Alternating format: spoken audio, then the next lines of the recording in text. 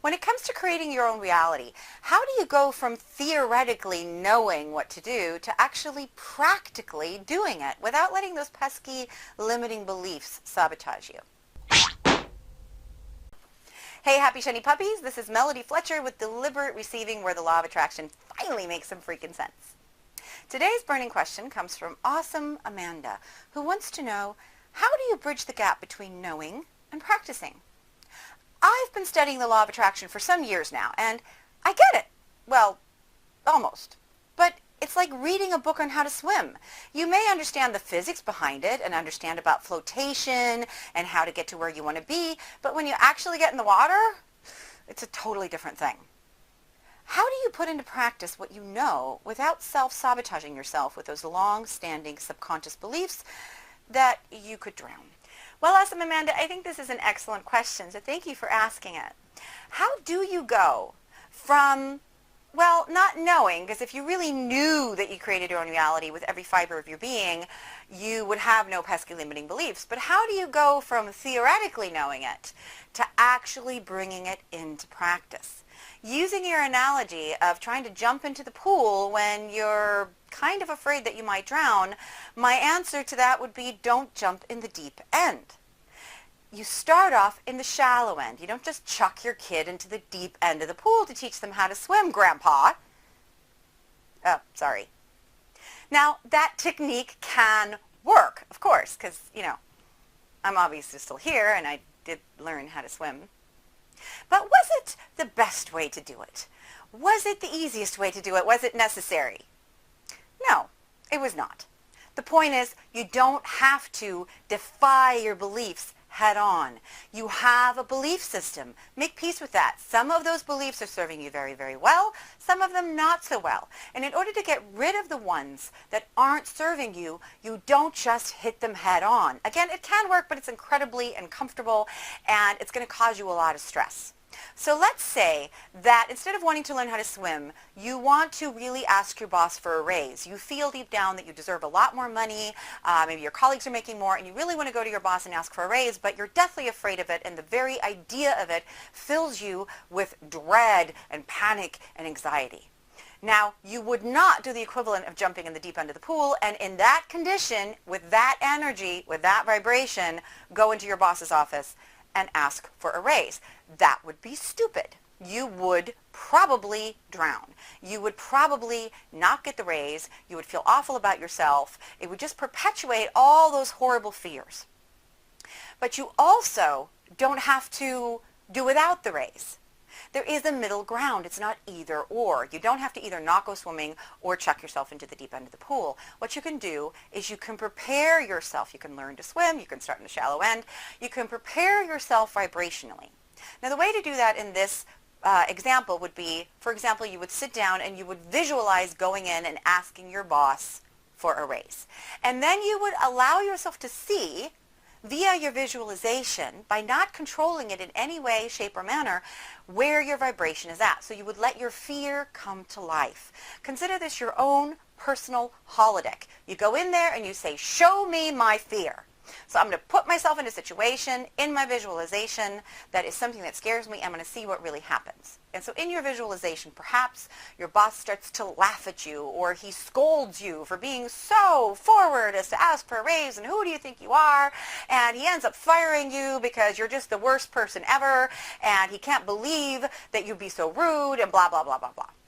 So none of this is going to necessarily make any sense, but that doesn't matter. These are your fears, and you want to kind of know what's going on. If you don't know what you're dealing with, you can't release it. So let the fear come up. Let it show itself to you, and realize kind of how ridiculous it is in the process.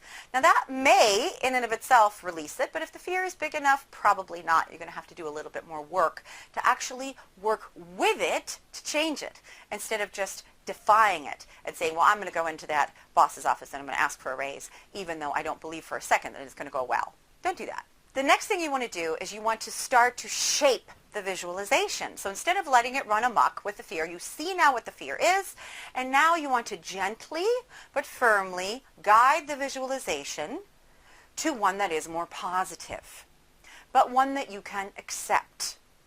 which means that you don't go straight to him singing your praises and saying, oh my God, you're the best employee ever. We're going to make you employee of the year. Thank you for standing up for yourself and asking for a raise. That's probably not going to happen right off the bat in your head, because you can't go from sort of 0 to 100 in one go. You want to work yourself there incrementally. So you might start off by simply seeing him listening to you and not reacting badly. You bring it to a neutral place. Now, in that neutral place, your boss is not overly enthusiastic about giving you the raise, but he's not overreacting in a negative way anymore. He's not going to fire you. He's not going to scold you. He's not going to laugh at you. He might say something like, that's interesting. I'm not sure that we have the funds. We have to think about it. And maybe there's a conversation that ensues. So you stay with that visualization until it feels properly comfortable. Now, I understand you're sitting there at home thinking, how is that satisfying? Well, it's not. It's not satisfying, and it's not the end goal for you to not get a raise, but your boss doesn't yell at you. It's just a middle step that allows you to take the next step.